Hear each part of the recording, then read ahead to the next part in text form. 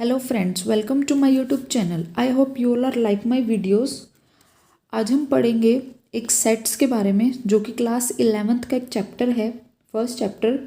आज हम पढ़ेंगे कि उन पे इम्पॉर्टेंट क्वेश्चंस सीबीएसई में वो कैसे पूछे जाते हैं और साथ के साथ मैं आपको सेट्स के बारे में थोड़ी बहुत इन्फॉर्मेशन भी साथ साथ देती रहूँगी कि इस मीनिंग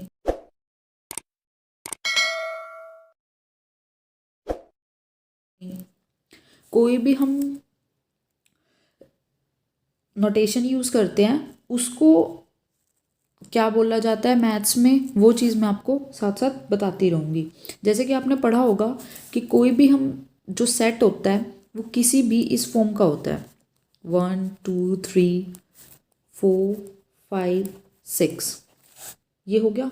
तो इसमें क्या ये एक सेट है, तो इसको हम क्या कहेंगे, सेट। अगर अब आपके पास क्वेश्चन आ जाता है, मान लो कि 1 बिलोंग्स टू ए, तो इसमें तुम क्या लिखोगे कि 1 बिलोंग्स टू ए। अब तुम्हें ये प्रूव करना है कि ये ट्रू है या फॉल्स है।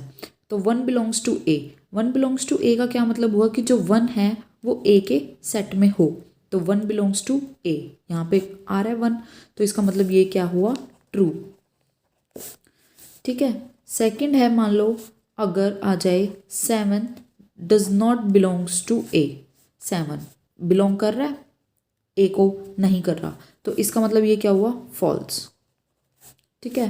थर्ड पार्ट, अगर मैं लिख दूँ 3 डज नॉट बिलोंग्स टू ए, 3 जो है वो ए को बिलोंग कर रहा है, कर रहा है ना, ए को बिलोंग, तो इसका मतलब क्या हुआ कि जो 3 है वो ए को बिलोंग करता है, लेकिन हमें स्टेटमेंट में क्या दिया हुआ है कि 3 डज नॉट बिलोंग्स टू ए, तो ये क्या हो गया, फॉल्स।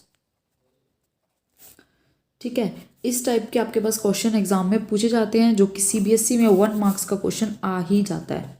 ठीक है। उसके बाद है रिप्रेजेंटेशन ऑफ ए सेट। आप सेट की किस तरीके से रिप्रेजेंट कर सकते हो। एक तो रिप्रेजेंट कर सकते हो आप रोस्टर फॉर्म में, ठीक है, और एक आप कर सकते हो सेट बिल्डर फॉर्म में। रोस्टर फॉर्म क्या होता है, जिसको जैसे कि कोई भी एलिमेंट है, जैसे जो मैंने आपको ये एग्जांपल दिया, इसको हम कहते हैं रोस्टर फॉर्म। ठीक है, कि 1 2 3 4 5 6 रोस्टर फॉर्म होता है कोई भी एलिमेंट को इस तरीके से लिखना, इसको हम कहते हैं, that is called the roster form. ठीक है। अब जैसे आपके पास आ जाता है, कोई भी आपको बोल देता है कि set of all vowels in the English alphabet, उसको आपको रोस्टर फॉर्म में लिखना है। तो आपको पता है अल्फ़ाबेट कौन से होते हैं, AEIOU। तो इसको फॉर्म रोस्टर फॉर्म में लिखने के लिए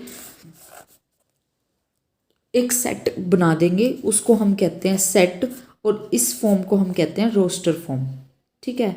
नाउ इस पे बेस्ड कुछ आपको एग्जाम्पल मैं बताती हूँ। जैसे कि आपको क्वेश्चन आ जाता है कि the set of all natural numbers, the set of all natural numbers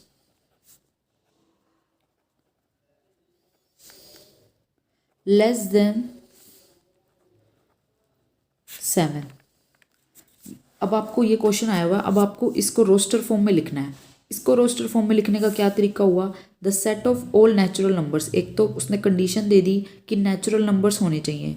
natural number कहाँ से होने चाहिए, 1 से स्टार्ट होते हैं, तो और लेस देन 7, तो रोस्टर फॉर्म हमारी क्या हो गई, 1 2 3 4 5 6।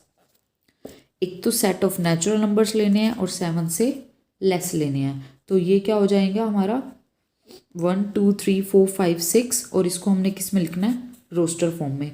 आपके पास सीबीएसई में क्या आ जाएगा 1 मार्क्स का क्वेश्चन, कि विच कि आपको क्वेश्चन ये दे दिया जाएगा और आपको लिखना है कि इसको रोस्टर फॉर्म में लिखो।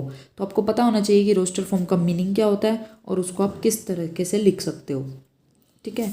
अब सेकंड क्वेश्चन अगर आपके पास आ जाता है कि set of all integers which are multiple of 6। अगर आपको बोल देते हैं कि मल्टीपल ऑफ 6 के इंटीजर्स बताओ। ठीक है, तो इंटीजर्स का मतलब सेट ऑफ ऑल इंटीजर्स, कुछ मतलब उसको काफ़ी सारे हो सकते हैं इंटीजर्स तो जो 6 के मल्टीपल हैं। तो हम कैसे लिखेंगे 0, 6, उसके बाद क्या आता है 12, 18 अप टू सो ऑन।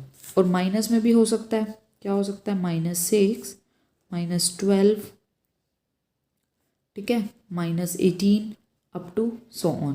तो ये आ गया आपका सेट जो कि आपने लिख दिया। ये ज़रूरी नहीं है कि वो हमेशा फाइनाइट हो, इनफाइनाइट में भी हो सकता है। ये मत कंफ्यूज होना कि मैंने यहाँ पे इनफाइनाइट लगा दिया तो ये रोस्टर फॉर्म नहीं है। इनफाइनाइट में भी रोस्टर फॉर्म हम लिख सकते हैं, ठीक है ना। Now next is set builder form.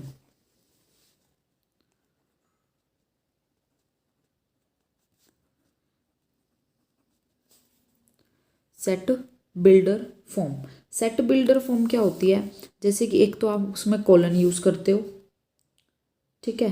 तो जैसे कि मान लो आपने एग्जांपल से, मैं सिंपल अभी आपको जनरल बता रही हूँ कि आपको कैसे लिखना है, x semicolon x belongs to real numbers. ये है सेट बिल्डर फॉर्म। अब क्वेश्चन बताती हूँ, if A is set of all positive factors of 36, ठीक है। ये आपके पास क्वेश्चन है। सेट बिल्डर फॉर्म में लिखने का सबसे आसान तरीका है कि उसको पहले रोस्टर फॉर्म में लिख लो, फिर उसको सेट बिल्डर फॉर्म में लिखो। तो इसका रोस्टर फॉर्म क्या बनेगा कि set of all positive factors of 36 उसके फैक्टर्स लेने हैं। 1 हो गया, 2 हो गया, 3 हो गया, 4 हो गया, 6, 9, 12, 18, 36। ये तो आ गया इन रोस्टर फॉर्म, ठीक है ना। अब हमें लिखना है इसको सेट बिल्डर फॉर्म में। सेट बिल्डर फॉर्म में लिखने का इसका तरीका क्या है, ये देखो, x semicolon x is factor of 36 जो कि है x belongs to natural number. ये है इन set builder form,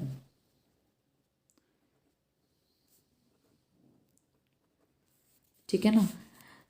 roster form को लिख के उसको आसानी से आप इजी लैंग्वेज में सेट बिल्डर फॉर्म में आप उसको लिख सकते हो।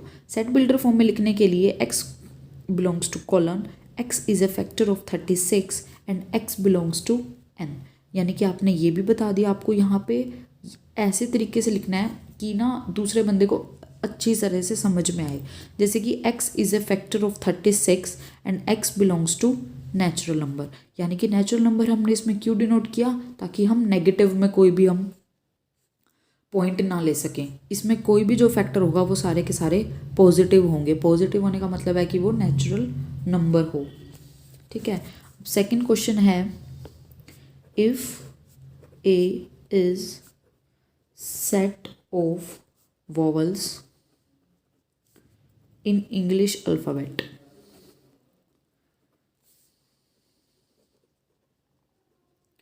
इंग्लिश अल्फ़ाबेट के लिए आपने क्या लिया, एक सेट ले लिया AEIOU, ठीक है ना। ये तो मैंने लिख दिए रोस्टर फॉर्म में। अब आपको इसको सेट बिल्डर फॉर्म में लिखना है। सेट बिल्डर फॉर्म में कैसे लिखोगे, X is vowel in English alphabet,